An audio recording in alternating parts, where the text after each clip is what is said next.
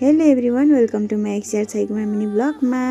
आज चाहिँ हामी जाँदैछौँ घुम्नका लागि स्वयम्भू। सो हामी चाहिँ ट्याक्सी लिएर स्वयम्भूतर्फ लाग्यो। अनि म चाहिँ भिडियो बनाउँदै थिएँ। मेरो चाहिँ अनुहार चिसोले होला एकदम सुन्निएको थियो क्या, आँखाहरू पनि सुन्निएको थियो। अनि चस्मा लगाएर गइरहेको थिएँ। अनि त्यो सुन्निएकोमा चस्माले दुख्यो क्या। अनि म चाहिँ टाउकोमा लगाएर जाँदै थिएँ। आप्पा चाहिँ अगाडि बस्नु भएको छ अनि हामी तिनजना चाहिँ पछाडि बसेको थियो। सो हामी चाहिँ हाम्रो यात्रा चाहिँ एकदम रमाइलो भइरहेको थियो। फाइनली हामी चाहिँ स्वयम्भू पुगिसकेको थियौँ। अनि म चाहिँ भिडियो बनाउँदै अगाडि आँखा सुनिरहेको थिएँ। मम्मी आप्पालाई जिस्काउँदै हिँडिरहेको थिएँ। अनि आप्पाहरू चाहिँ स्वयम्भूतिर लाग्नुभयो। म चाहिँ पछि मम्मीहरू चाहिँ अगाडि जानुहुँदै थियो। अनि स्वयम्भू जाने बाटो क्रस गरेर पनि जाँदै हुनुहुन्थ्यो। फर्स्टचोटि हो नि त। अनि मैले चाहिँ यता भन्दै अनि म अगाडि हिँडेँ। अनि मम्मीहरू पनि पछाडि आउनुभयो। पसलहरू चाहिँ कति राम्रो है, कति राम्रो सामानहरू बेच्न राखेको।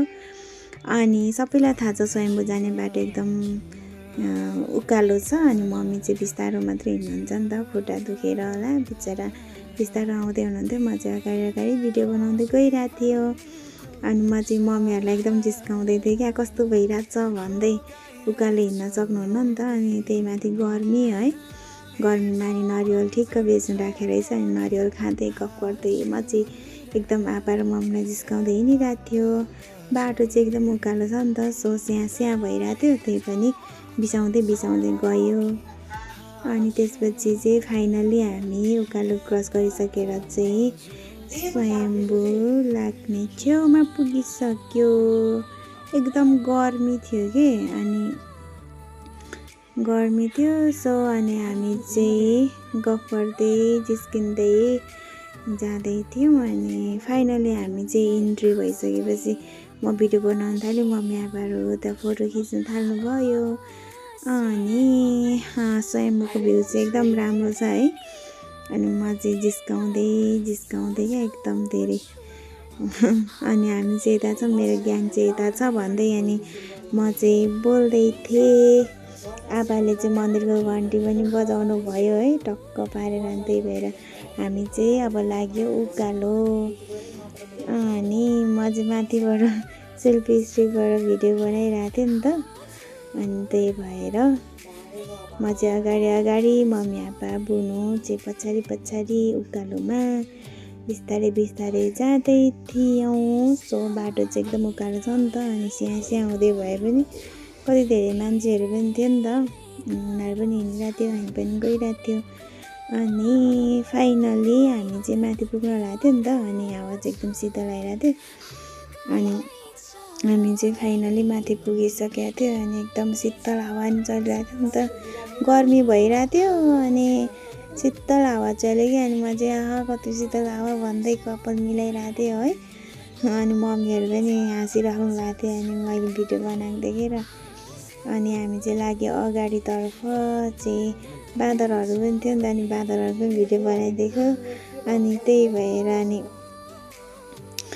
बाँदर पनि भिडियो बनाइदिएँ। अनि हामी चाहिँ फाइनली भित्र पसिसकेपछि चाहिँ यहाँनिर कति धेरै सामानहरू छ नि त बेच्न राखेको। अनि मलाई चाहिँ एकदम मन पर्यो। सो म चाहिँ भिडियो बनाउँदै हिँडिरहेको थिएँ। अनि फोटोहरू चाहिँ फर्किँदा खिचौँ न भनेर। अनि म चाहिँ सामानहरूको भिडियो बनाउँदै अगाडि लाग्यो। गर्मीले हालत पत्ला भइसकेको थियो नि त। अनि सामानहरू चाहिँ एकदम राम्रो हुन्छ कि स्वयम्भूमा चाहिँ। अनि खास गरी हामी चाहिँ लाग्यो तल भ्यू हेर्ने ठाउँमा।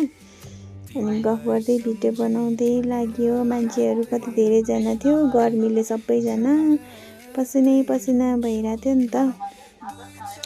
अनि हामी चाहिँ फाइनली भ्यू हेर्ने ठाउँमा पुगिसक्यो। अनि यहाँ पनि ओह्रालो छ नि त। अनि कति धेरैजना मान्छेहरूले भ्यू हेरिरहेको थियो। अनि मैले नि भिडियो बनाइदिएँ। हामीले पनि मस्त भ्यू हेऱ्यो। मम्मी र आप्पाको फोटो नि खिचिदिएँ यसो त्यतिखेरै। अनि 1-2वटा फोटो खिच्यो हामीले पनि। ग्रुपिङ त अब कसले खिचिदिन्छ है, पाले खिच्यो। अनि सेल्फी हानेर ग्रुपिङ नि खिच्यो।